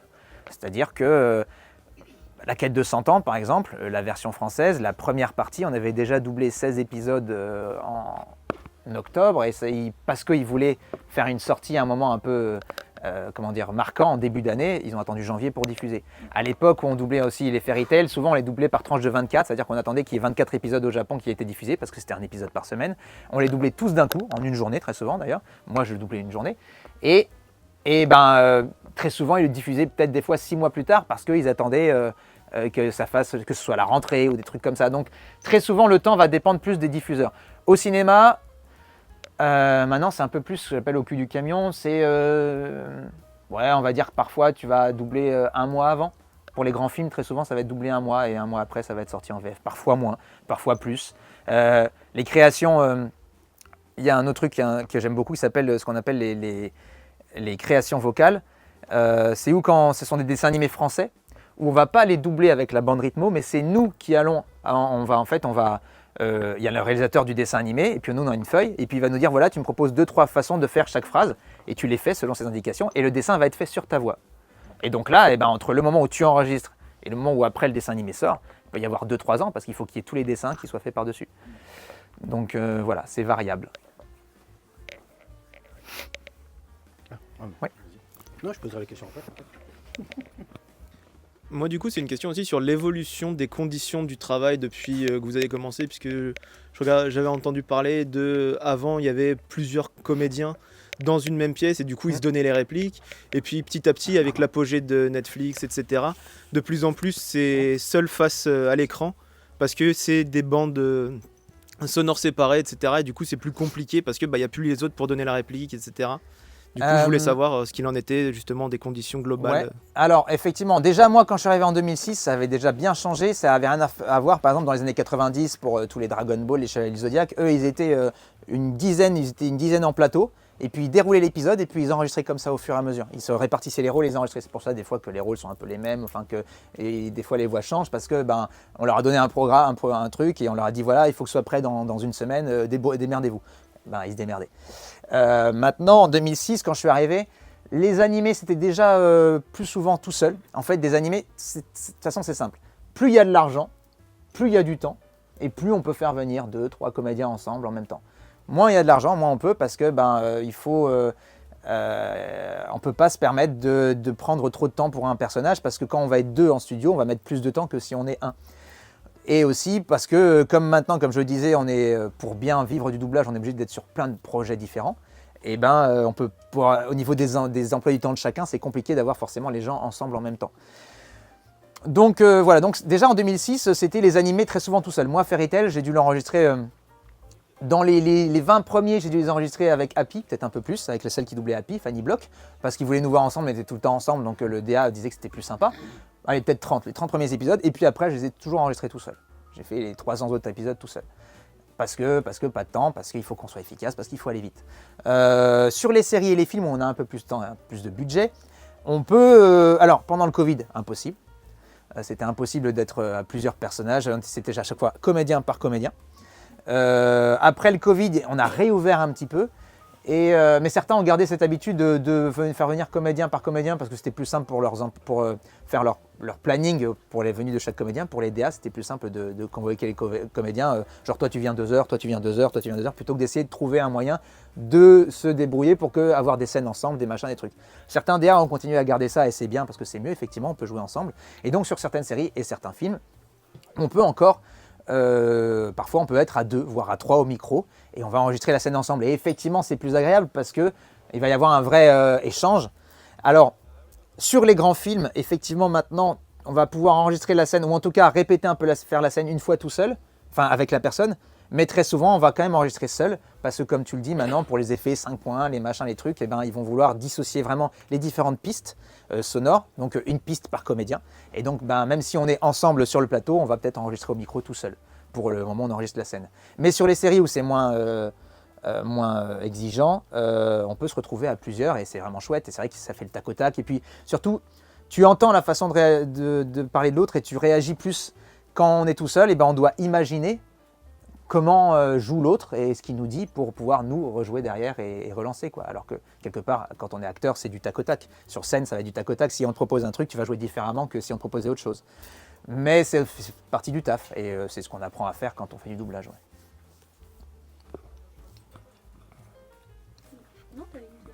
Oui, moi c'était en fait il y a quand même beaucoup de créations, enfin là je reprends, mais il y a beaucoup de créations françaises, mine de rien, que ce soit en animé enfin surtout en animé parce que forcément en film tu peux pas doubler Thierry Lhermitte, ça n'a aucun intérêt. Mais et est-ce qu'on t'a déjà proposé des choses comme ça ou pas? De création, oui, moi j'ai déjà fait, là le plus récent que j'ai fait, c'est peut-être la seule que j'ai fait, j'en avais fait une autre avant. Non, c'est un truc qui s'appelle, vous l'avez peut-être même en bande dessinée, c'est Billy le hamster cowboy. C'est une bande dessinée à la base qui a été adaptée en dessin animé et voilà, et donc j'ai eu le rôle du renard qui se déguise en plein de personnages pour manger les petits lapins et c'était très drôle à faire. Et par exemple on a dû le doubler il y a 3 ans et c'est sorti l'an dernier et là on est en train de doubler une saison 2 et je pense que ça sortira du coup dans 3 ans. Donc ouais, j'ai déjà eu la chance de faire de la création de voix et c'est très très rigolo et c'est chouette de se dire que le dessin va être fait sur tes propres conneries. Donc c'est cool aussi. Ouais, j'avais 2 questions. La première, c'est... Mais je suis en train d'oublier la deuxième, déjà. Non, c'est la première, déjà, c'est de savoir si, justement, quand tu passes d'un rôle à l'autre, notamment dans l'animé, puis dans le rôle standard, je pense notamment au rôle dans Grey's Anatomy ou à Fitz dans Agents of S.H.I.E.L.D., il y a un gap quand même. Clairement, est-ce que tu arrives facilement à revenir à la normale ou est-ce que des fois tu pars un peu en cacahuète sur le doublage en mode animé alors que non, manifestement c'est dans un rôle... Non, globalement on se réhabitue vite. En fait, et c'est ça aussi qu'on apprend au fur et à mesure, c'est que le doublage, contrairement au théâtre ou au film, où on va travailler, répéter un rôle, là c'est de l'instantané. Donc comme je le disais, je n'ai pas encore expliqué comment exactement ça passait en studio, mais on va arriver, on va nous dire voilà, très souvent on ne sait pas ce qu'on va doubler avant d'ailleurs, on nous demande juste est-ce que tu es dispo tel jour de telle heure à telle heure. Tu viens et tu arrives et tu découvres, ok, donc là c'est une série, tu vas doubler ce personnage-là. Globalement certains DA vont dire il arrive ça, ça, ça, d'autres vont dire allez on y va. Voilà. Et tu regardes la scène, comme on le verra tout à l'heure avec la bande rythmo, où le texte a été préparé avant. On regarde une première scène, en général d'1 minute, ce qu'on appelle des boucles, et on le regarde une fois, en version originale, et après, directement, on enregistre derrière, on enregistre en français. Donc ça demande vraiment de l'instant. Et c'est pour ça que, une fois que c'est fini, en fait. Globalement, c'est pour ça, des fois d'ailleurs, il vaut mieux, parce qu'on va devoir jouer plusieurs rôles dans la même matinée, ou dans la même heure. Et ouais, c'est vraiment, tu peux pas te planter, on va jouer juste ce qu'il y a à jouer. On va pas réfléchir forcément. Alors, si on nous explique pourquoi il pleure, qu'on dit avant ton père est mort, ça nous aide un peu. Mais globalement, si on va jouer juste ce que la personne ou le personnage joue, et dans l'instant. Et on va pas se compliquer la vie. Et si tu joues vraiment ce qu'il y a à jouer, eh ben, tu peux pas te planter. Quoi qu'il se passe avant et après. Et après, ben, tu en sors tout de suite. C'est vraiment un truc où... D'ailleurs, c'est compliqué pour les scènes d'émotion parce que des fois, il va y avoir une grosse scène d'émotion et elle va durer par exemple 3 minutes. Pour que ce soit plus simple, parce qu'il y a plein de détails auxquels il faut faire attention, on va la regarder en plusieurs fois. Et on va faire une première scène, la première minute, puis la deuxième, puis la troisième. Donc s'il y a une évolution, soit on se dit ok, là on va faire tout d'un coup parce qu'il vaut mieux, parce qu'il y a une vraie évolution et si on se casse à chaque fois, il va falloir rentrer dans le truc, c'est dommage. Donc on essaie de le faire d'une traite et des fois c'est ce qu'il y a de mieux. Et sinon, on va jouer une première scène très émouvante et puis entre temps on va réécouter. Puis après on aura déconné un petit peu et puis après hop, il faut se remettre à nouveau à chialer et à machin. Donc c'est vraiment tu chiales, tu sors, tu chiales, tu sors. Voilà. Et donc comme même si je devais enregistrer Levi Schmidt, Natsu le matin et Levi Schmidt l'après-midi, j'ai assez de temps entre les deux pour sortir du truc. Et la seconde question, ça va peut-être même permettre de rebondir sur l'IA après, mais c'est une notoriété publique que le doublage français, c'est un des meilleurs, si c'est pas le meilleur. À ton sens, et je sais pas si on pourra te conseiller là-dessus, mais pourquoi on est aussi bon dans le doublage français? Il y a il y a 2 raisons, je pense, selon moi. La première, c'est que c'est une vraie culture chez nous. C'est que ça existe depuis l'invention de la version française, je pense, des années 30. Je dis peut-être une connerie, mais c'est-à-dire qu'avant moi, il y a eu des comédiens qui m'ont inspiré. Ces comédiens ont été inspirés par d'autres comédiens avant. Il y a une vraie culture du doublage, une vraie culture de la version française, une vraie envie de transmettre des émotions qu'on se transmet de génération en génération. Donc c'est une des raisons pour lesquelles je pense qu'on fait partie des meilleurs doublages, parce que c'est un savoir-faire qui se transmet, et un vrai bon savoir-faire. Et l'autre chose, et c'est plus par rapport au niveau de la synchro, c'est cette fameuse bande rythmo. La fameuse bande, donc là vous ne l'avez pas forcément, mais donc en gros il y a l'image et en dessous il y a le texte qui défile, vous l'avez tous dû quasiment le voir sur internet, et avec une barre rouge, et quand le texte arrive au niveau de la barre rouge, on le lit. Et ça permet d'être ultra précis au niveau du mouvement des lèvres, si l'adaptation a été bien faite avant évidemment. Alors que tu as plein d'endroits ailleurs où ils vont le faire à la feuille. C'est-à-dire il faut à la fois qu'il soit sur l'écran, qu'il soit sur la feuille. Au Japon, ils le font à la feuille. C'est pour ça que très souvent le Japon, ils sont, si vous faites vraiment gaffe, si vous regardez des versions originales, au niveau de la synchro, on est meilleur qu'eux au niveau de la synchro, parce que eux, ils vont avoir tendance à parler alors que la bouche du personnage est fermée. Pourquoi? Parce qu'eux, ils n'ont pas de bande rythmo. Eux, par contre, ils ont répété le texte, on leur a donné une texte une semaine avant, et ils vont le répéter tous ensemble en une espèce de... Ils vont faire un épisode par épisode, ils sont tous ensemble, ils savent à quel moment ils vont intervenir, il y a genre 3 micros, et puis ils sont là, hop, hop, et puis voilà, et c'est une espèce de petites pièces de théâtre de 20 minutes où chacun sait quand il va intervenir. Mais du coup, ils n'auront pas la précision que nous, on a au niveau du mouvement des lèvres. Et voilà, donc cette fameuse bande rythmo a été inventée en France. Et c'est pour ça, je pense que... Et puis elle est devenue de plus en plus précise au fur et à mesure des années. Et c'est pour ça qu'en tout cas, au niveau de la synchro, on fait partie des doublages les plus précis, et je pense le savoir-faire ensuite au niveau des acteurs, quoi, voilà, joue beaucoup aussi. D'accord. Bah, pas de problème. Sauf si, oui. Sauf s'il y a d'autres personnes qui veulent, mais vas-y. Bon bah, puisqu'on va mettre les pieds dans le plat avec l'IA, du coup, bon, il y a l'histoire du vol de voix, ça, bah, on va pas revenir dessus parce que, bah, mais j'ai entendu parler qu'ils réfléchissaient aussi justement pour tout ce qui était doublage, etc., à retravailler les images des acteurs pour favoriser la synchro labiale et du coup peut-être faciliter justement le doublage. Est-ce que c'est vrai? Est-ce que c'est une légende urbaine? Et surtout l'avis dessus? Ça va même plus loin, et c'est pour ça que... Alors je vous invite, là je vais faire le petit truc, de ne pas hésiter à aller voir... Pardon, je remets ça parce que je suis monk. J'ai envie de... J'ai envie que ce soit droit. Comment dire? Il y a un mouvement qui s'appelle Touche pas ma VF, qui a été créé par Brigitte Lecordier, Donald Renew, et puis qu'on suit tous, parce que pour plusieurs raisons. Il y a le vol des voix, effectivement. Donc l'IA, il y a deux soucis sur lesquels on est en train de se battre. Je vais revenir à ce que tu as dit, mais comme ça je développe maintenant, comme ça c'est fait. Le premier problème, effectivement, c'est le vol des voix. Le fait que notre voix est utilisée et trouvable partout et que n'importe qui peut la prendre et avec un logiciel de l'IA lui faire dire n'importe quoi. Ça, il faut bien prendre conscience que même s'il n'y a pas encore de loi, et c'est ça qu'on est en train d'essayer de créer pour nous protéger à ce niveau-là, la voix, c'est comme les empreintes digitales. Chaque voix est propre à chaque être humain, chaque voix a une voix différente. Si on nous vole notre voix, c'est du vol, c'est un crime, c'est de l'usurpation d'identité. On n'a pas le droit de faire ça, on n'a pas le droit de nous faire dire. Nous, quand on va enregistrer un programme, on va signer un contrat sur lequel il y aura marqué « Voilà, on utilise ta voix pour tel programme, pour tant de temps, sur telle plateforme ». Si c'est en dehors de tout ce qui est marqué sur ce programme, il n'a pas le droit, le client, de faire. Donc tous ceux qui le font sans notre accord, en faisant des parodies et des machins, eux, ils sont hors la loi. Le problème, c'est que pour l'instant, ces lois n'existent pas. Donc il n'y a pas de vraie possibilité de faire ça. Pourquoi il faut qu'on se batte tout de suite contre cette loi maintenant? Parce que pour l'instant, ce sont les voix les plus connues qui sont touchées, mais bientôt, et très vite, va commencer à se développer les arnaques dont tout le monde sera victime finalement avec ces voix. S'il n'y a pas de loi pour empêcher les gens d'utiliser la voix pour en faire quelque chose et arnaquer, eh ben, on l'a déjà vu là récemment, il y a eu les personnes qui s'étaient fait arnaquer par un faux Florent Pagny ou un machin comme ça, ou avec l'IA, il lui avait fait parler et dire des choses et puis il avait tiré de l'argent. Je veux dire, quand on voit les arnaques qui sont possibles par écrit, ou encore on est tous à se faire avoir des moments où tu crois un truc et que finalement c'est pas le cas, qu'est-ce que ce sera quand ce sera l'audio et ensuite la voix? On peut aller nulle part, enfin on peut aller n'importe où.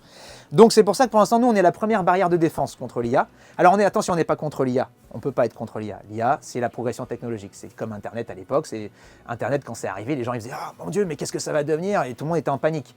On a créé des lois, personne n'a dit « il faut arrêter Internet », mais on a créé des lois pour diriger Internet.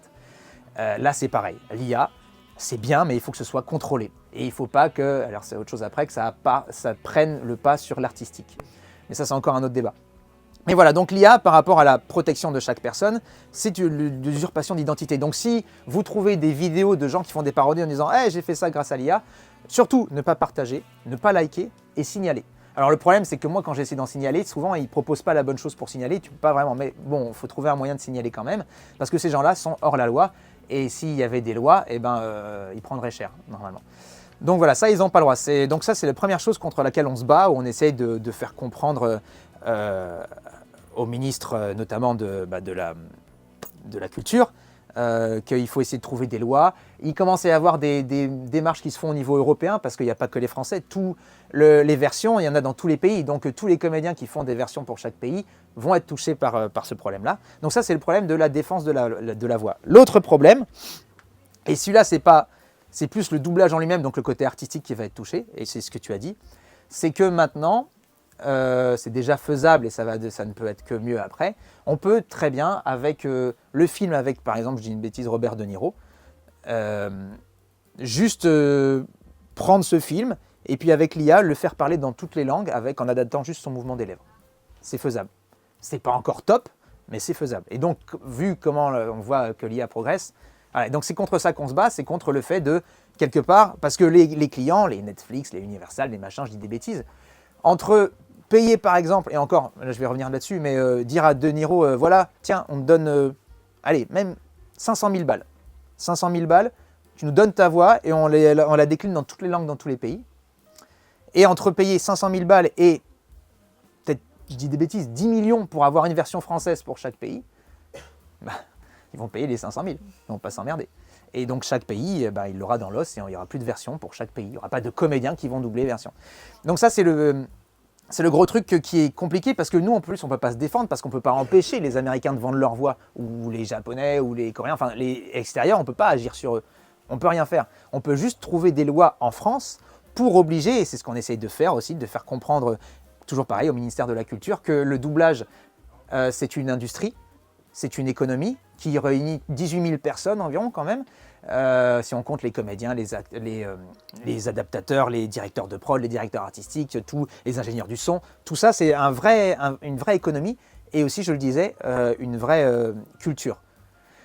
Et bien ça, on peut essayer éventuellement de faire passer des lois où on obligera les distributeurs, les Netflix et machin, s'ils veulent faire une version française en France, à obligatoirement utiliser des comédiens pour faire ces versions françaises. En gros, c'est de réussir à faire passer cette loi-là, que s'ils n'ont pas envie, ils ne peuvent pas distribuer en France. C'est ça le but un peu de ce qu'on essaye de faire. Et je disais que c'est avant, je parlais de vendre, mais maintenant, depuis la grève des scénaristes qu'il y a eu l'année dernière, à la fin de cette grève, il y a eu une espèce de convention qui a été signée. Et si je dis pas de bêtises, ils demandaient même aux acteurs s'ils étaient d'accord pour donner leur voix, et les mecs disaient OK. Donc, mais ils n'auraient même pas besoin d'être payés. A priori, ça y est, ils ont donné leur voix, ils s'en foutent.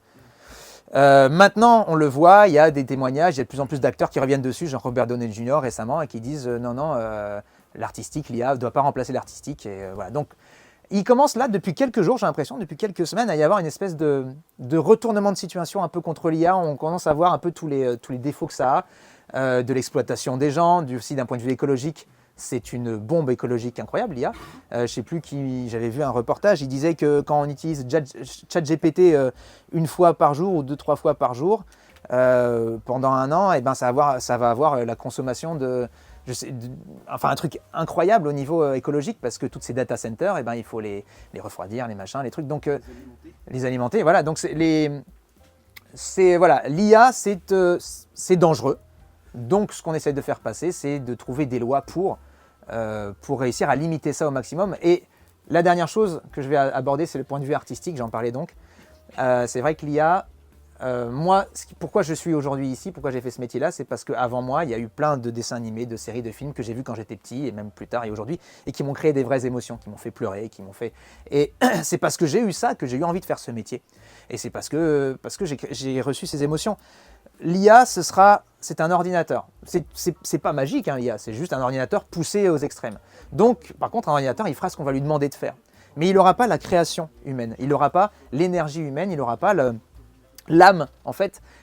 Parfois, nous, on va faire un doublage et on va dire une phrase qui va sortir, c'était pas ce qu'il y avait écrit, mais c'est sorti de telle manière où on va pas très bien articuler, mais parce que c'est dans l'émotion, parce que c'est dans le truc, ça marche vachement bien, on adore, et DA il fait « Ah non, c'est bon, on refait pas, c'est très bien ».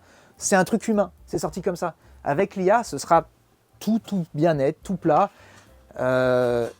Donc à un moment, la prochaine barrière de défense, ce sera plus nous, ça va être vous. C'est pour ça qu'on en parle beaucoup.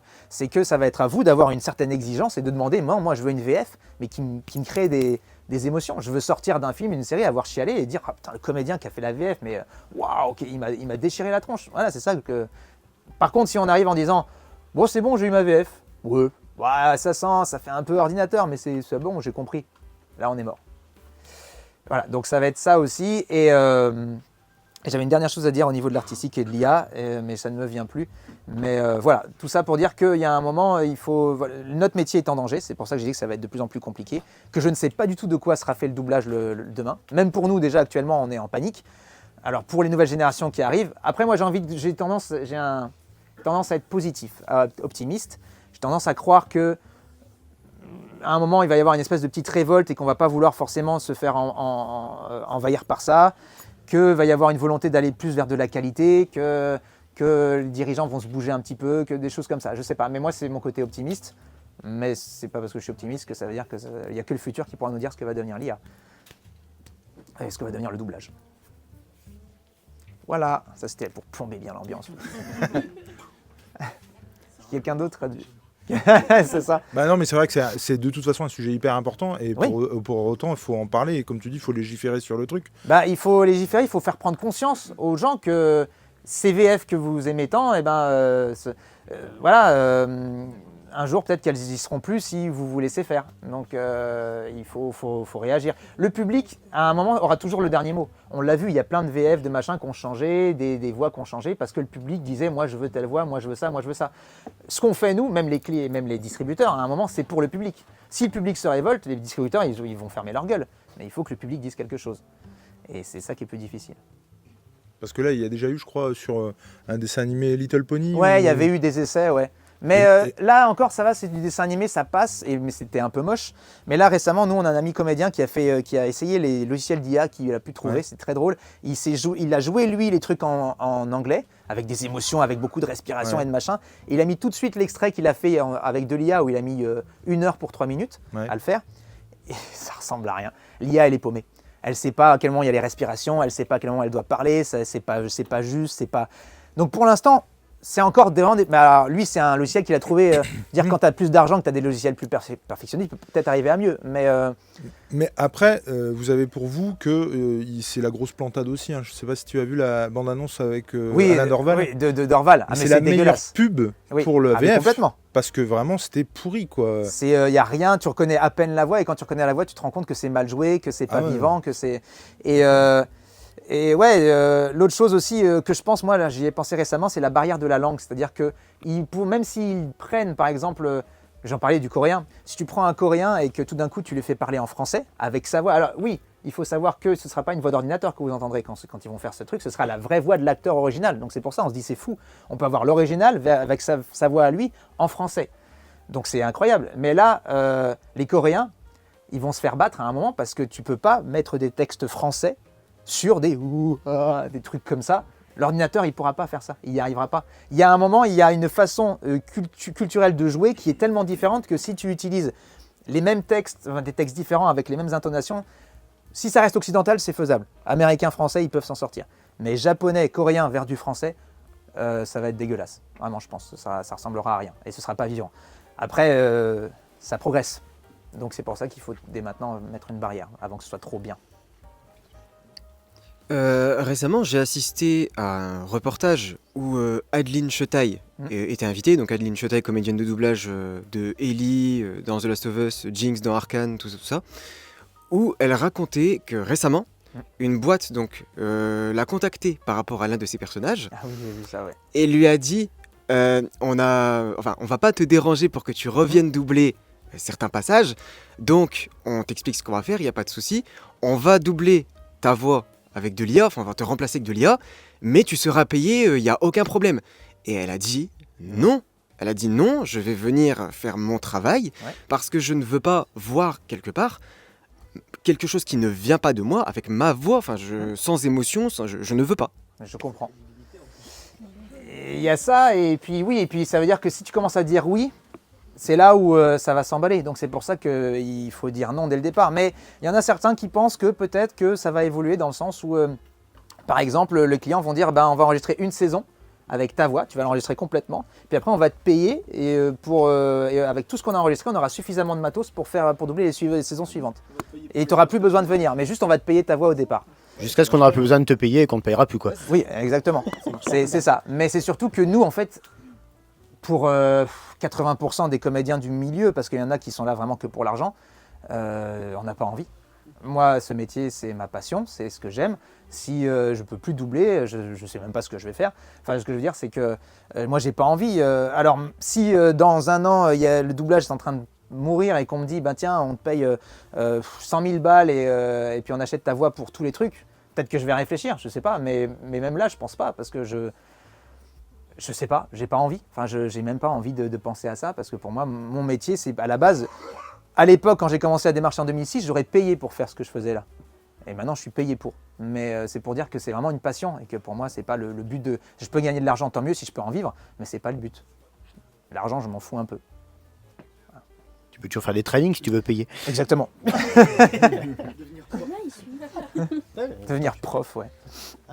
Je suis pas assez, je suis pas assez pédagogue. Je n'y arriverai pas. Est-ce que quelqu'un d'autre avait des questions? Est-ce qu'il y a encore... Ah bah oui. C'est bon, je pense qu'on va clore la parenthèse négative sur l'IA. Non, bientôt clore aussi parce qu'il est bientôt midi. Mais... Donc je revenais sur les personnages que t'as aimé doubler, donc plus les psychopathes, tout ça, parce que les héros de shonen c'est bien, mais à part Natsu c'est un peu plat. Un personnage sociopathe comme Monoma qui prend tout le monde de haut, qui il est au-dessus de tout le monde, ça a dû être quelque chose de... Moi j'adorais. Non, mais moi j'adore en fait quand Monoma, il y a plein de gens qui font Monoma je le déteste. C'est cool. Ça veut dire que j'ai bien fait mon taf. Le but il est fait pour être détesté ce personnage. Donc si j'ai réussi à le rendre détestable, et mais moi en plus il est détestable, mais moi ça fait partie de mes préférés, je l'adore. J'adore le rendre détestable. Il est tellement insupportable que je l'adore. Et l'autre exemple c'est par exemple Jason dans Stranger Things, que j'ai eu la chance de doubler dans la saison 4, qui est le personnage que tout le monde déteste dans cette saison, pour ceux qui ont vu Stranger Things. Quand les gens viennent me voir et qui me disent par contre je suis désolé, très gentil, hein, j'adore Natsu, par contre Jason je le déteste, j'ai envie de dire mais ouais, tant mieux. Ça veut dire que c'était le but, j'ai fait mon taf, j'ai réussi. Si tu as réussi à détester ce mec, c'est que moi j'ai réussi à le rendre détestable et j'adore. Et il a des scènes vraiment belles à jouer, et même si... Et ouais, le mec est quand même considéré comme pire que Vecna, alors que Vecna c'est un peu un tueur en série pour ceux qui ont vu la série. Mais lui, voilà, lui il est détesté, mais vraiment détesté. Bah j'ai gagné, je veux dire, si on me déteste, tant mieux. Tant que ça passe pas à ce qui arrive aux États-Unis quand certains acteurs font des rôles que les gens détestent vraiment et que les gens n'arrivent plus à faire la part des choses et qu'ils leur envoient des menaces de mort et des machins. Tant qu'on n'en est pas à ce stade-là, ça va. Mais bon, là-bas ils sont barrés de toute façon. Donc,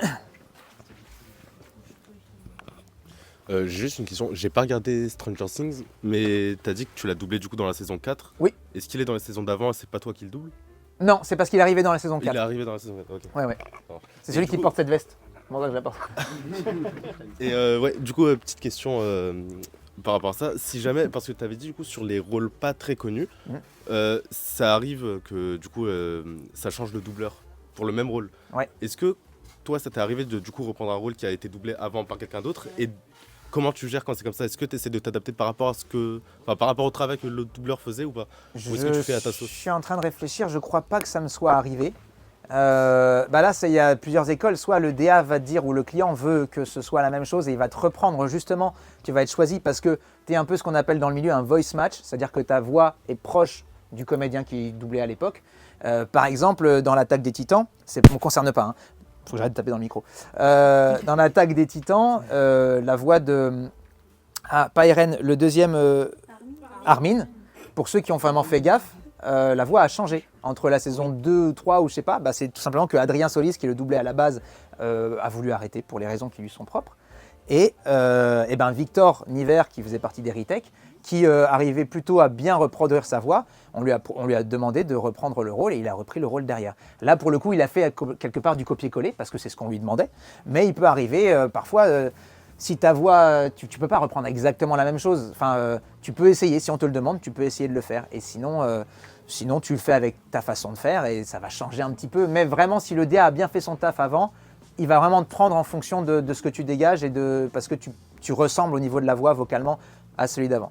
Et après, par contre, tu as le côté éthique, c'est-à-dire que si le mec est remplacé pour des raisons, pas parce que genre il est décédé ou parce que c'est lui qui a décidé de ne pas y aller ou parce qu'il est en bisbille avec les clients, là tu as le côté éthique où tu vas te demander, ok, est-ce que je le fais ou pas? Est-ce que le mec est là depuis 3 saisons? Est-ce que moi, je me sens légitime? Et est-ce que par rapport à lui, si en plus c'est un pote, est-ce que je peux reprendre son rôle?